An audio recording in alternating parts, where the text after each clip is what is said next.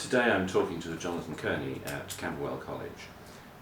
Jonathan leads the Digital Fine Arts programme and also has an extensive track record as an artist both here and in China, and set up a distance arts programme as well, which is, I think, a pioneer in its field. Jonathan, people use all sorts of terms for the what we're interested in, digital art, computer art, etc. Do you have any strong views on that? Yes. I never use the term digital art. I've always seen that very highly problematic.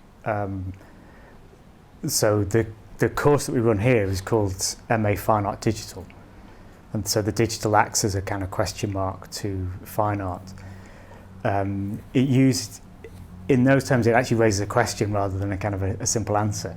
So I recognise that some people, in some circumstances, it's necessary to have a kind of defined category and kind of keep things fairly simple and organised like that. I've always been uncomfortable with that, and I'm always, rather than having a single term, I end up waffling with lots of words trying to talk about art in a digital environment, or art that engages with the digital, or art that is in dialogue with its technology.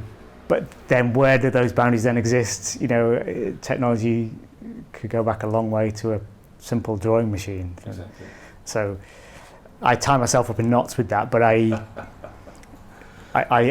find the term digital arts too much of a narrow, and maybe 10, 12 plus years ago it was more understood. Now if you do search for digital art, for example, then you find particular categories of work, particular styles of work, which I think is too narrow, and I don't want to close this exploration down in terms of making or students making. So there's no easy answer to that question, apart from the fact I don't like digital art. That's the only thing, really. Yeah. One of the best answers I've heard is that in a few years' time, all art will be digital anyway. Yes. So Yeah. one way or another. Yeah. Would you like to just summarise your own artistic career, both as an artist and as an educator? So I can't separate those two things, really, as an artist and as an educator or facilitator of learning. So I think both of those are kind of combined. So I've been here at Camberwell College of Arts for 14 years now, running initially just part of the team that was setting up this course, running the fully online mode right from the very beginning, and then I've been course leader and program director here for the last 6 or 7 years. So it kind of combines really between the two. But even prior to that, my art practice has always been very embedded in community projects, education projects, often doing residencies in schools and that type of setting. So education or learning and art have always been kind of combined closely together. How much detail do you want in this? Well, whatever you'd like to say, really. I mean, you're looking at the website, you divide your practice into two sorts. There's the paintings that you've made with some sort of glue, isn't it? PVA glue, PVA yes. Glue. Yeah. And then there are some things that you make using more technical Yes, methods. yeah. And there's a blurring between those two lines as well. So I try not to be too kind of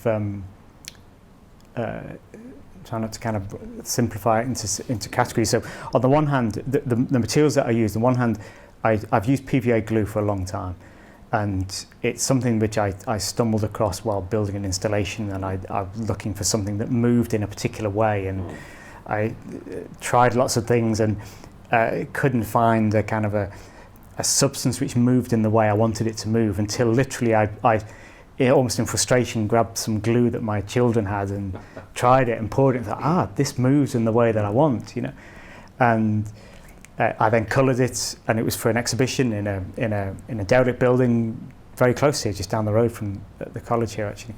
So I wasn't worried about the mess it was going to make, and I kind of built this thing, and I wanted these kind of lines of colour pouring down onto the floor.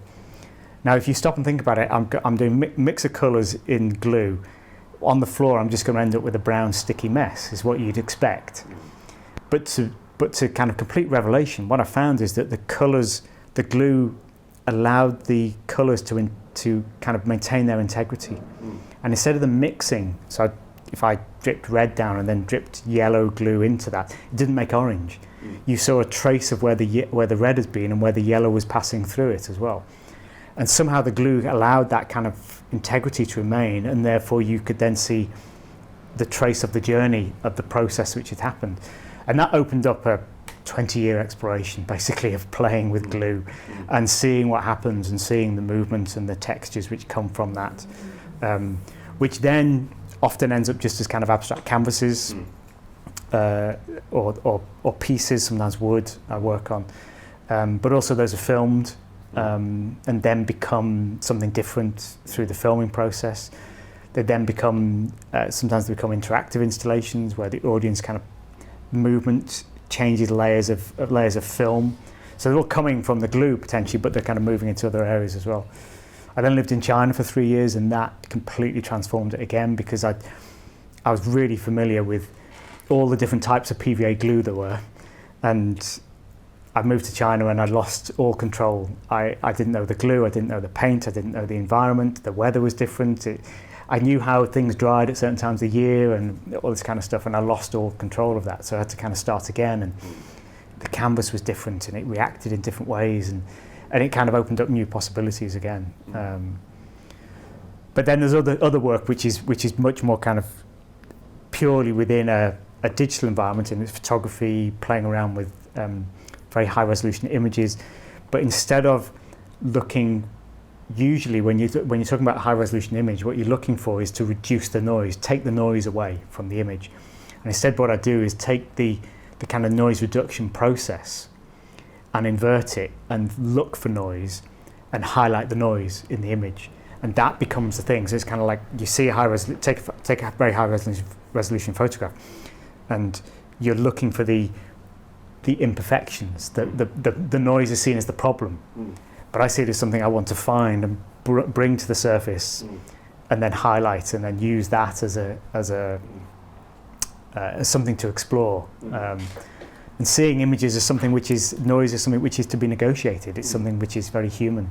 Jonathan, you're talking about an application which is applying some quite technical, quite complex technical transformations to digital files. Do you have a particular background in computing? Were you trained as a computer scientist?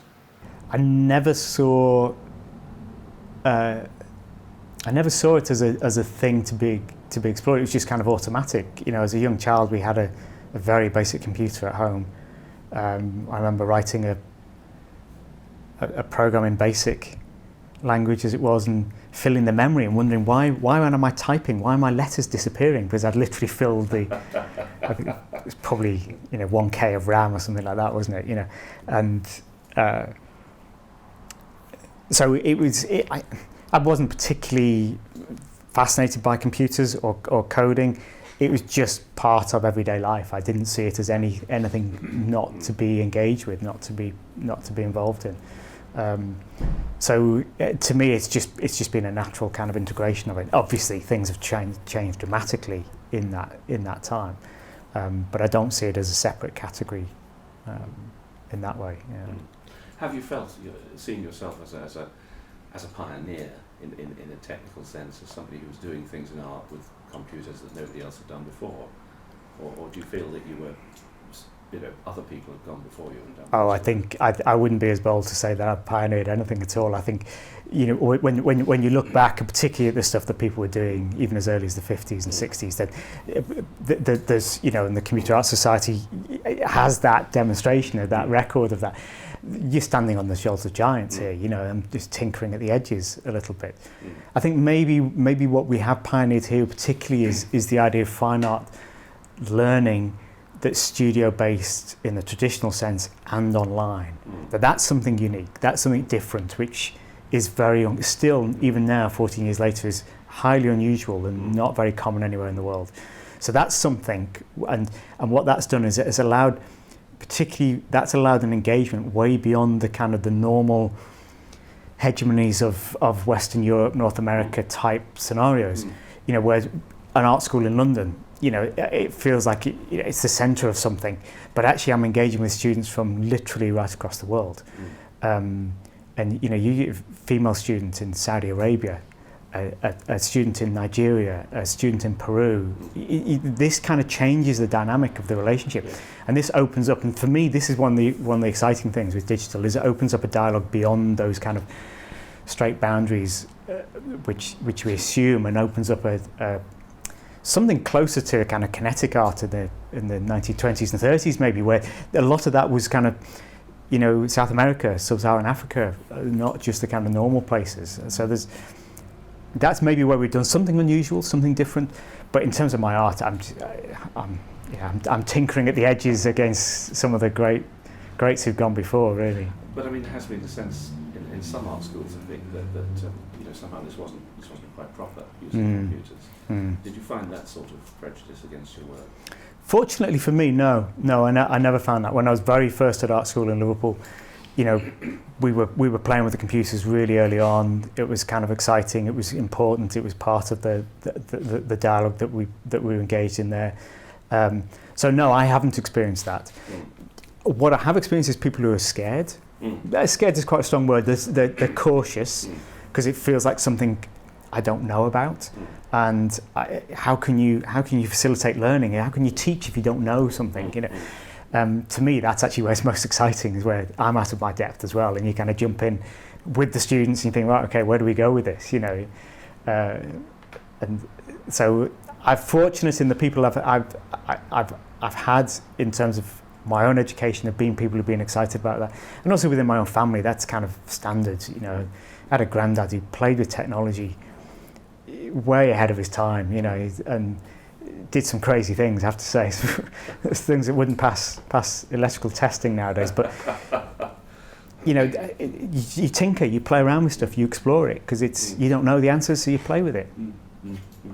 Yes. In terms of the art world, do you think that there's a different set of gatekeepers and influencers and people in the digital, if I can use that term, digital art world, as opposed to the traditional paint, canvas, stone, chisel type art world?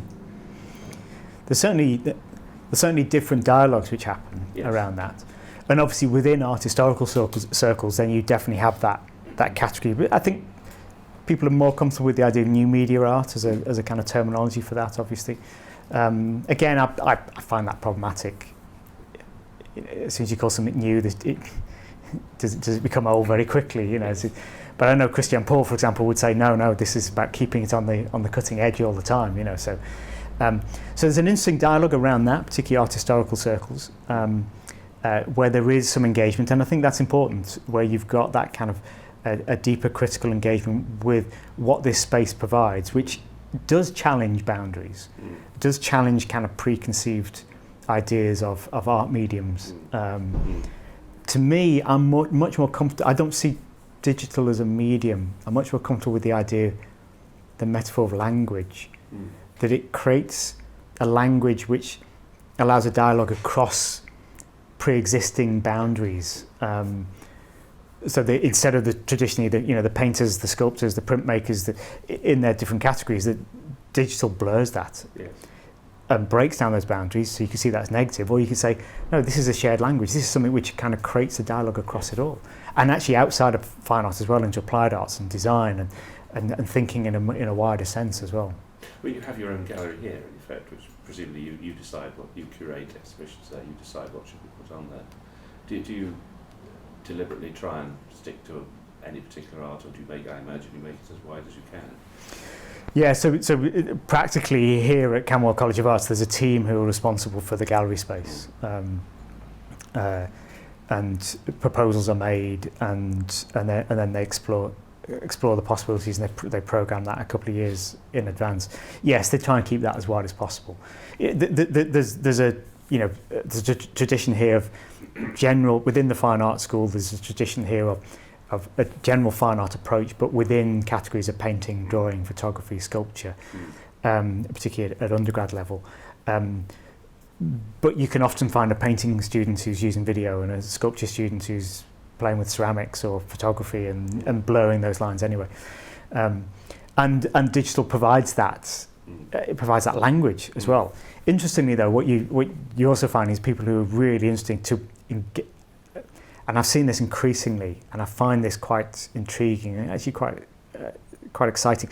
There's a lot of stuff kind of using old technology, using kind of 16mm film and all that kind of stuff. That's quite trendy, but actually using it to understand the digital, to engage with the philosophical questions around what digital is by deliberately choosing to use analog facilities, opens up an interesting dialogue back the other way as well.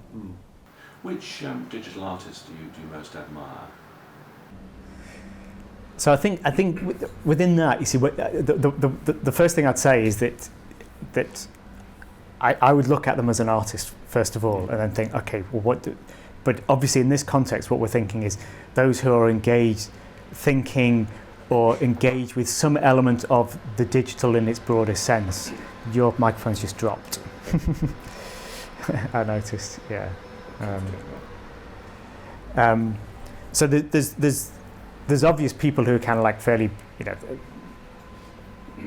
significant names within this field.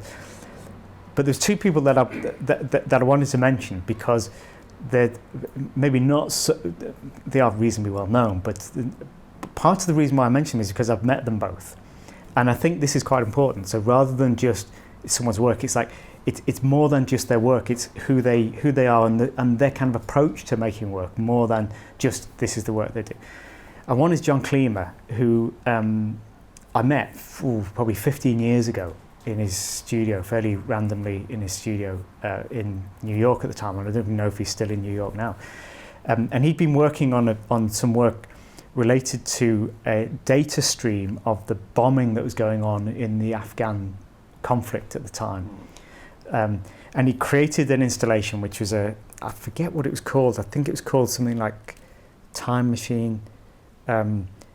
Basically it looked like a kind of a fairground ride, and you sat in this kind of fairground ride of this plastic helicopter, but on screen was this data coming in from the bombing that was going on, and kind of some kind of attempt to get some kind of live feed data from it.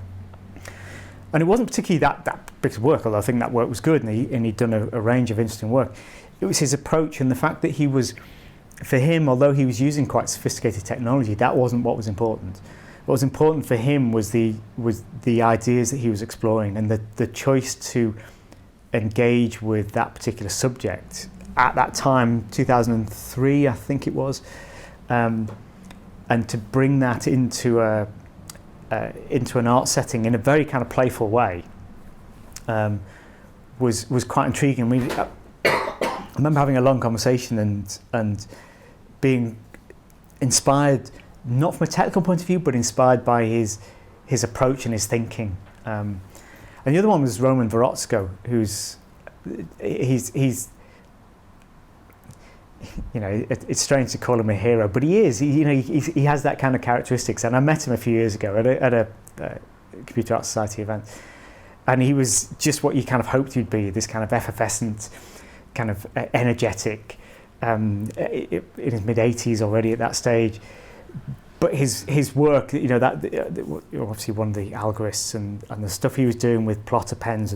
But for me, it was actually the stuff that he was doing engaging with Chinese brushwork, Chinese calligraphy, and the way he was using those shapes and movements.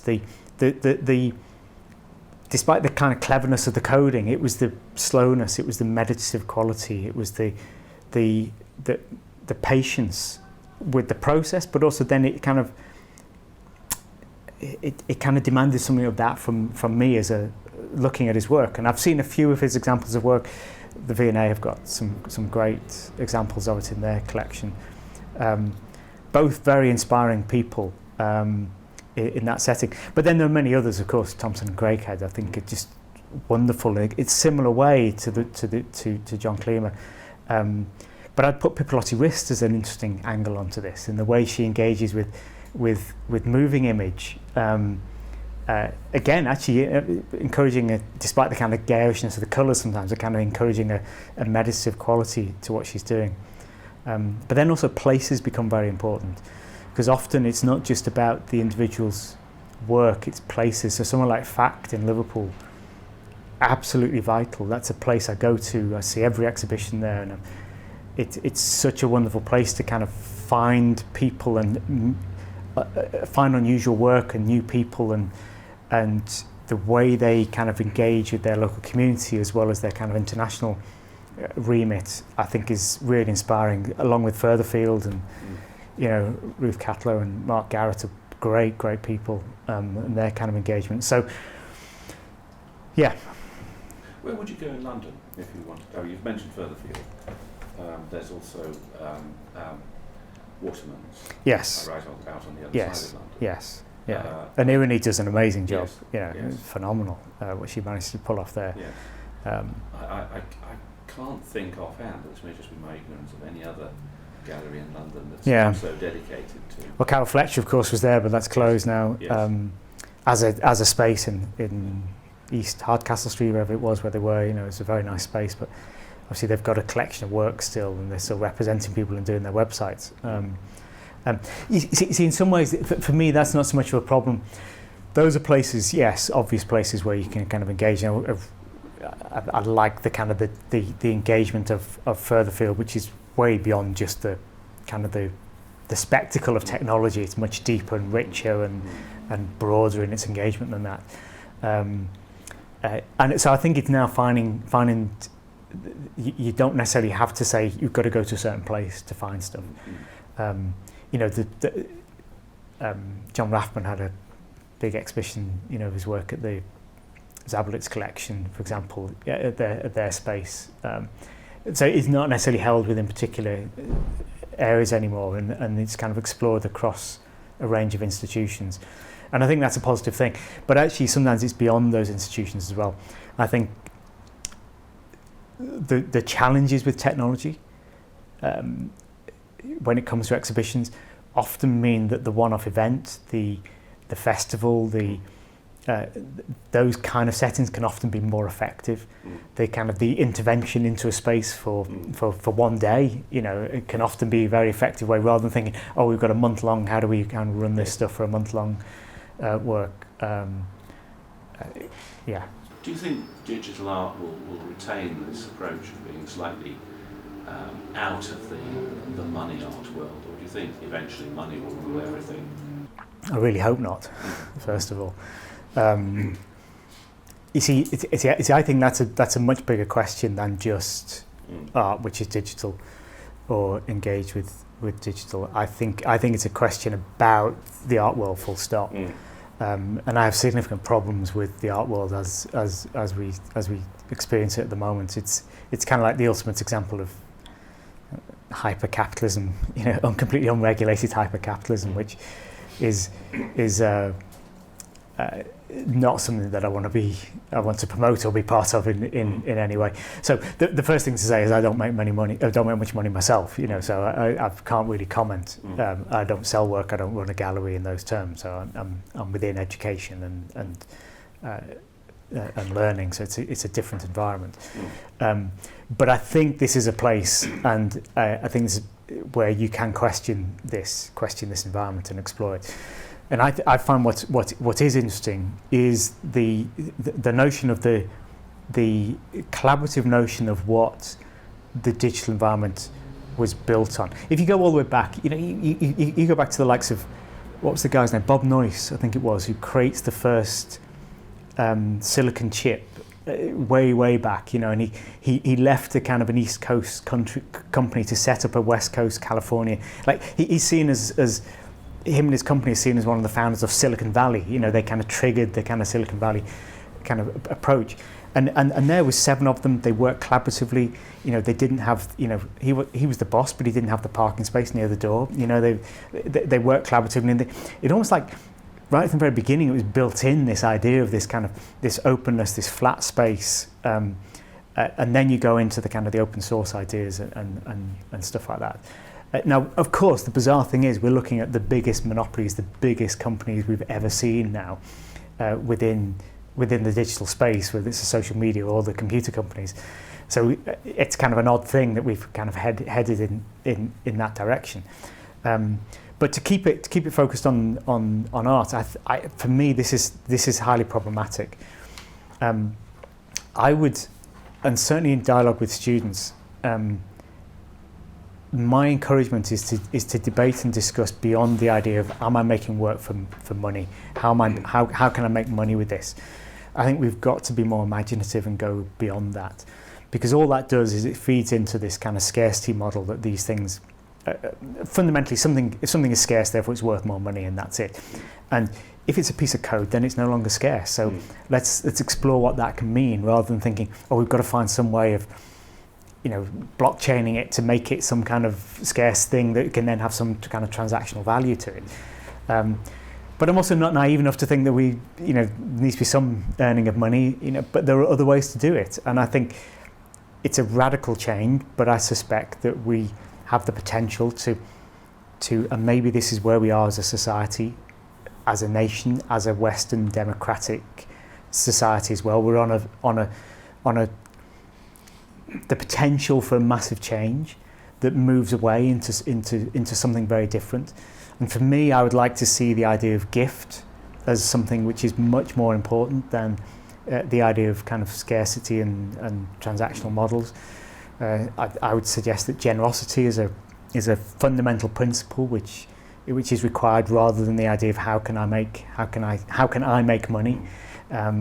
You go back to the likes of Lewis Hyde, who wrote that amazing book, The Gift, in the 1980s, which just blows apart the idea that creativity is something which is bought and sold. It's something which is given and shared, and keeps, the idea of the gift, it's not a gift if it stays still. It needs to keep moving. It keeps moving on and being passed around. Now, this is kind of idealistic, I know, but maybe it'll need things like universal basic income. It may need some kind of radical changes like that, which can open up possibilities for space for exploring creativity and art, and maybe work which engages with digital actually has that possibility, because at the moment it is not unsaleable, because of course a lot of stuff does sell, but it's harder to sell. And maybe that is the place where we can actually explore that. Having said that, there's some people who are starting to make a lot of money, as you say. So already, you can see it's being kind of sucked into that direction. The digital does seem to open up different audiences in a way. People have told me about exhibiting in not in traditional galleries, but in cinema foyers and all sorts of things, where you're doing something which, although it's new to the world of art, is quite commonly seen on television. The sort of light shows, things like that, seeing as special effects. Do you think that's part of the future for art, or what?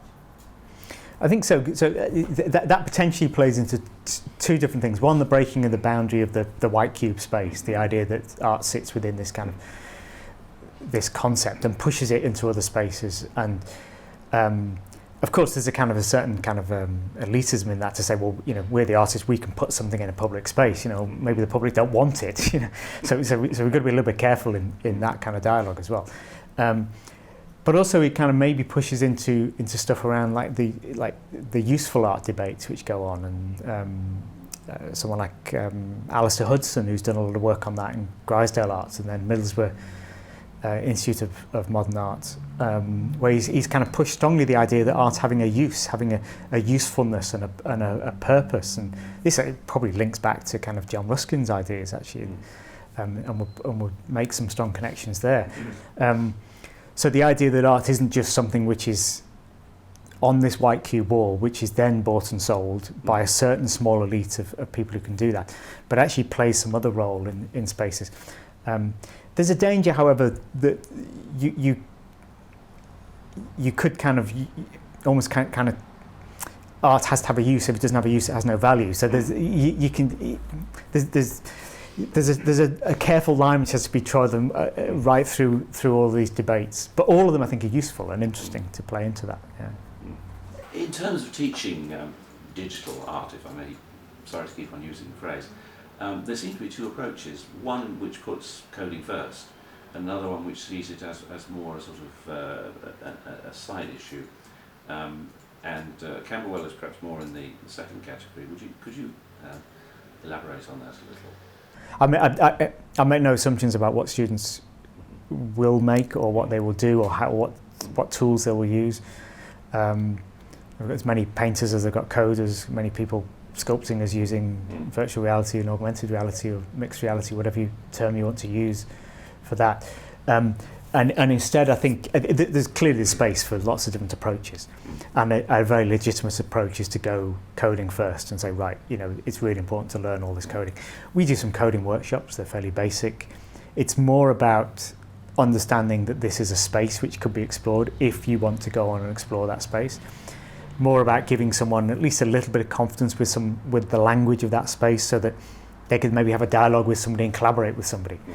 I'm quite keen on that because I don't think I don't want to encourage the idea that art is created by the individual genius. I want to encourage the idea that it's a collaboration, and it's a challenge to the education system because the education system generally kind of identifies and assesses the individual, and that's it, and they're kind of focused on them. But you want to encourage the sense that actually artistic practice is a collaboration across a whole range of different skills and abilities. So here it's much more embedded in probably more embedded in two particular thoughts. One is just the straight fine art approach and the kind of the dialogues that sit around fine art practice in all its diversity and the complexity that is. And secondly, an approach which questions what the digital is doing to this environment. So not necessarily that I'm going to be using code, but I'm understanding what social media is doing to society, for example, and then I'm maybe exploring that through paint, but I'm exploring that idea, or the very fact that we have students online across the world. Straight away that opens up a different dialogue and creates the opportunity for somebody to throw a different perspective into the kind of discussions and understanding we've got. So we'll do a lot of work around and a lot of discussions around what this space is and how this space is developing and changing in its broadest sense, in a philosophical sense as well as a sociology sense or epidemiology even or whatever, all kinds of things. It will throw all of that in, and then that's part of the debate and the discussion in its widest possible way. There's clearly there's room for lots of different approaches. The interesting thing right now is that the decision, after 14 years of running this course, the decision here at Camberwell is that they're actually going to close this course now in the next lot of students, and in 2 years' time, and they're going to close this course. So the thinking, I find that problematic, and I've particular opinions on that, and the structure that we've set up here, I think is still has some life in it, but the decisions have been made for other reasons. Interestingly, there were several reasons for that are talked about from management, and I think it's fair to say that they've got a particular perspective, and it's okay. But one is very specific to this question, which is their opinion is that to foreground digital, even in the form of a question, is embarrassing because digital is everywhere. So why would we foreground that? Why would we bring that to the fore? It should just be in everything. It should be right across all of the different art forms and the design school and all of the different activities. So why would you actually question that? And therefore, that's then seen, if you take that particular position, you can see, well, why would you have a fine art course which has this digital question within it? I guess what that does is it creates the space to say an approach like Goldsmiths, which is a particular computational arts course, and it's coding, heavily focused on coding first and kind of driving through that angle. Well, that kind of creates space for that. So, well, maybe that's what we need to do and do that. To me, I think it feels that this space is still, it's ironic to say after 50 years, but it still feels quite immature. It still feels like there's lots to be explored. There's still, partly because things are changing so fast. I remember having a discussion with students about a year after Twitter had started, and none of them had heard of Twitter at all. None of them were using it. And I remember writing a paper at the time, and I kind of put a line at the bottom, which was a little bit of a slightly embarrassed that this line exists. I said, I'm not sure that 180 characters will ever be useful for an academic reflective tool. Ironically, I found Twitter to be a really useful academic tool, in the time, and not even with the increased characters, but even just 140 characters. Sorry, not just even with the 140 characters. Even then, it was kind of a useful thing, and the space just keeps changing all the time, and that's kind of exciting and interesting. And I think surely there needs to be space where there's some kind of critical debate, and if there is this challenge to what the art world is, and if there is this challenge to what the economic structures of society are based on, the opportunity to find new ways of running systems, then I would suggest that artists have a job to do there. They're not the most important in that debate, but neither are artists any less important than anybody else in society. And I think the imaginative space, the comfort with ambiguity, which is something which artists bring to the world, is an opportunity to help shape the space rather than being shaped by it. But a phrase sometimes I use with students is to reveal the ideology baked into the code. That doesn't mean you write the code yourself, but you begin to reveal that ideology. So if you're using Adobe tools, do you realize that someone is making decisions for you in what you're doing there? So what if you use a different tool? Does that open up a different way of making work? And not just to be consuming what is given to you. And just that small, tiny action opens up the possibility of an imaginative space which says the world doesn't have to be exactly the way we see it. And there are opportunities to see it in alternative ways. We're seduced into thinking the art world has to be the way it is. We have to make money. We have to see it as this kind of commodity-driven scarcity model of kind of hyper-capitalism. But actually, no, there are alternatives. There are different ways. The choices we've made. So I'm hopeful that a course like this is creating that kind of space and that kind of dialogue to question that and open up that space, that imaginative space for alternatives to see alternatives. Yes, could I just ask you to enlarge on that? You're talking about alternative, different ways to develop the art world. What do you mean? I don't think I'd be bold enough to make suggestions as to how it should be structured. But I think in very small ways, maybe throwing in some particular ways of thinking which might be useful. And I've mentioned earlier the idea of gift and generosity, and I think they open up different ways of thinking. What that might then look like, I don't know. It's up for debate and it's up for discussion, and I think that's the beauty of the space. We can have that dialogue, we can have that discussion. But as soon as you start thinking about gift and that mentality of that, it's instead of thinking that there's a finite amount of resources, that if I need to possess some of it, and if I give it any away, then I've got less, and that's it. I think if you think about it as giving, as a gift into a community, then the more that's given, the more there is. So you can quite easily flip the economics, as it were, and rather than seeing it as finite, it suddenly becomes infinite, because the more we give into it, the more there is to go around. And that in itself kind of changes the way we think about the act of art. So Creative Commons, for example, creates that a very solid and reliable system to provide that, exactly that. So you can make an image, you can give it away, and people can do whatever they want with it, or you can hold it back on certain things and say you've got to give it away in the same way with the same Creative Commons license on it, or there's no derivatives, or you can set it at different levels, and that kind of creates the possibility that instead of the idea of the individual who creates it, so well, actually, no, this is a community. What happens when I give this away and other people kind of do things with this? And also that sense that things keep moving.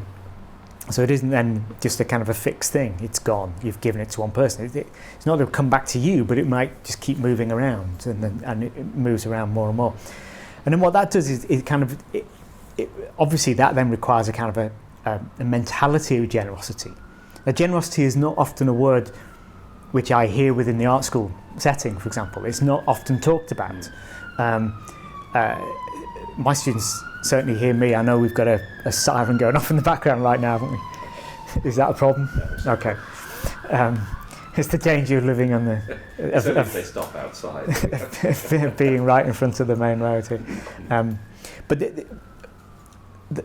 the kind of attitude of generosity is fundamental to the idea of gift. Obviously, that's understood. But generosity is not something that's heard of. It's often talked about within the art school, and yet it's a way of thinking which kind of encourages that sense of infinite rather than finite.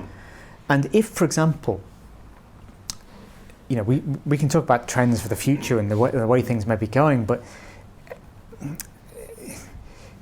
what one possibility is still kind of a way off. It may be 30 plus, it may be 50 years away, but the idea of nanotechnology and where nanotechnology could get to the idea of building things from at an atomic level.